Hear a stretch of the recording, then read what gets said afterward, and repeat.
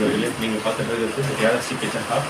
So இன்றைக்கி என்ன dish பார்க்க போகிறோம்னா பன்னீர் பட்டர் மசாலா. அது எப்படி ஈஸியாக சிம்பிளாக பண்ணலான்றது என் ஸ்டைலில் எப்படி பண்ணலான்றது பார்க்கலாம் வாங்க. ஒரு பேனை வச்சு ஹீட் பண்ணி அதில் வந்து ஒரு டீஸ்பூன் அளவுக்கு பட்டர் ஆட் பண்ணிக்கங்க. இந்த பட்டர் வந்து நல்லா ஒரு மீடியம் சைஸ் ஆனியன். ஓகே,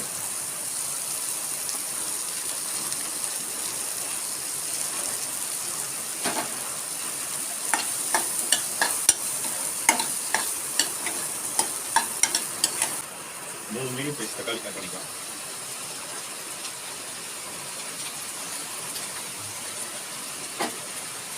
நல்லா வதக்கிட்டு ஒரு துண்டு போட்டுக்கங்க. பூண்டு ஒரு 4 பல்லு, கூட வந்து முந்திரி பருப்பு. இந்த தக்காளி போட்ட உடனே இப்போ இது நல்லா வதங்குற வரைக்கும், தக்காளி நல்லா மைய வதங்குற வரைக்கும் அப்படியே வதக்கணும். இது ஒரு மீடியம் ஃப்ளேமில். சால்ட்டு கொஞ்சம் ஆட் பண்ணிக்கங்க, தேவையான அளவு. ஓகே, இது நல்லா வெந்திருக்கு. இப்போ இதை என்ன பண்ணலாம், எடுத்து ஆற வச்சு எடுத்துக்கலாம். ஆற வச்சு மிக்ஸி ஜாரில் போட்டு அரைச்சி எடுத்துக்கலாம். ஓகே, இதில் வந்து 3 ஸ்பூன் வர மாதிரி பட்டர் ஆட் பண்ணிக்கலாம். பட்டர் நல்லா கரையணும்.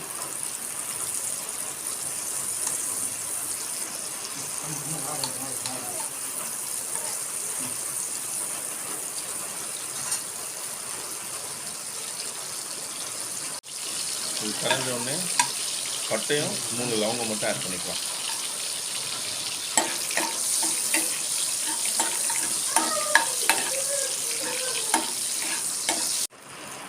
அப்புறமேட்டு நம்ம அரைச்சி வச்சுருந்தா இந்த பேஸ்ட்டை ஆட் பண்ணிக்கலாம்.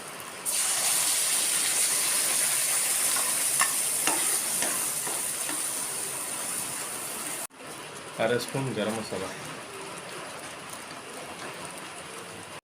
1.5 spoon red chilli,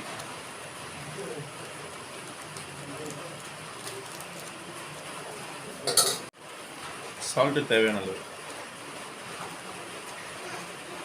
okay, but ஆனால் தண்ணி கொஞ்சம் ஆட் பண்ணிக்கலாம்.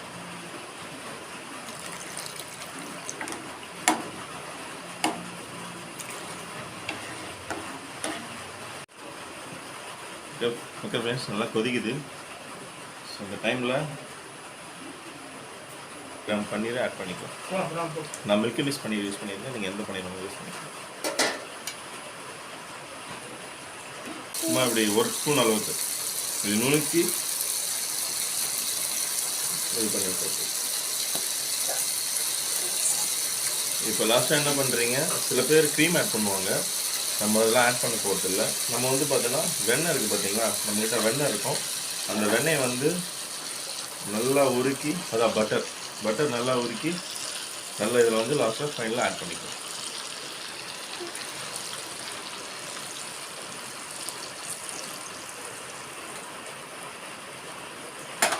நம்மளோட பன்னீர் பட்டர் மசாலா ரெடி ஆகிடுச்சு.